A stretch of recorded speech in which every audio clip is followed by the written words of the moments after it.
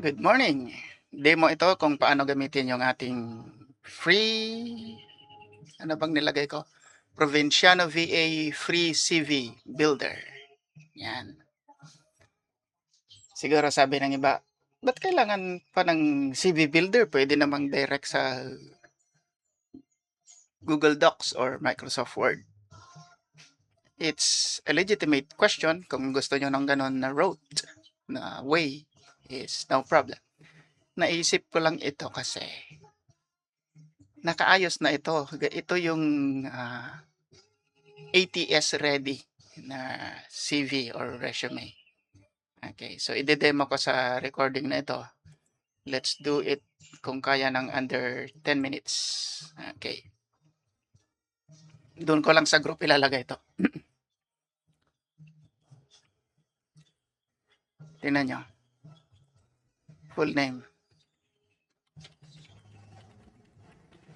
Dito ako nagtatype ha. Job title headline. Trinay ko na kasi kanina ito kaya may save info na. Ayan, nakalagay na. Huwag nyo nang baguhin yan. Ang resume or CV, tingnan nyo yung video ni Ante Tracy kasi follower niya ako. Okay. Nanonood ako sa kanya. Hindi yung itsura ng CV or resume ang importante, yung laman. Ayan o. Tingnan nyo. Then, email. Nandun na kaagad. Phone. Mag-invento ako.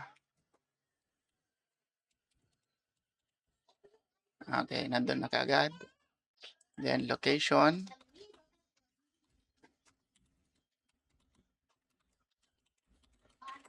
Nandun na kaagad. Okay. LinkedIn, halimbawa, yung Facebook kong ilalagay ko.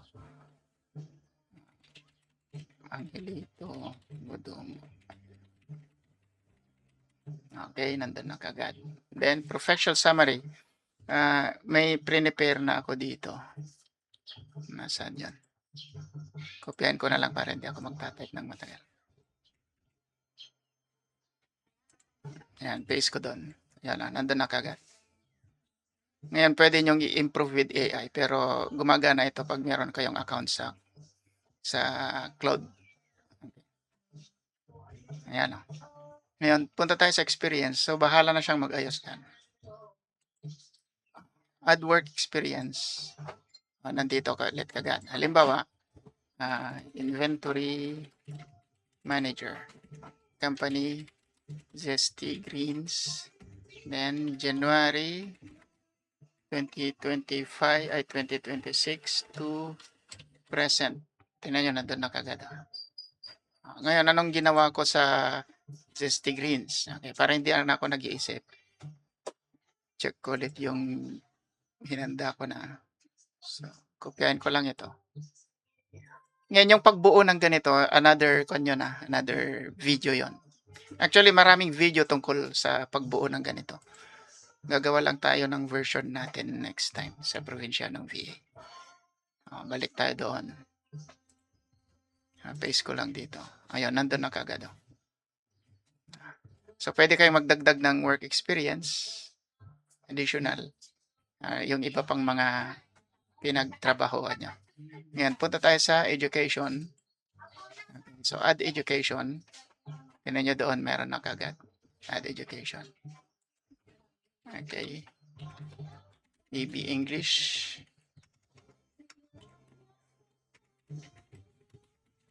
Pangasinan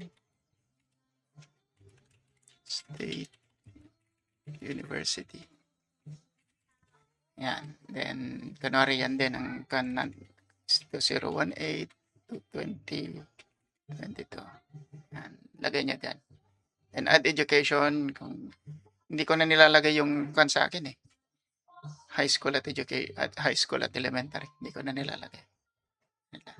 Kung meron kayong additional, computer programming systems